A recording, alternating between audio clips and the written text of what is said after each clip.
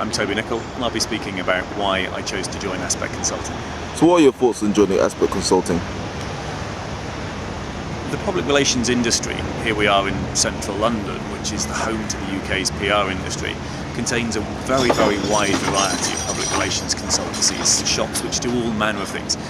However, the industry tends to get itself a fairly bad name by being not particularly good at delivery, not particularly strategic in its thinking, and possibly over fluffy as well. Aspect Consulting was set up by a guy called James Hunt, who I used to work with back in the mid-90s, in order to be specifically different from that. It was deliberately strategic in its outlook. It's very senior in its approach. What it wants to do is to go in at the very, very highest levels in companies, at the chief executive level and at board level, particularly the director of communications, and help them work out how they can use communications and public affairs, lobbying, etc., in order to achieve their business objectives. Not how can we get in the FT tomorrow, how can we get a pile more press cuttings, but how can you use comms in order to specifically drive what you want to achieve as a business? And that is what Aspect Consulting does.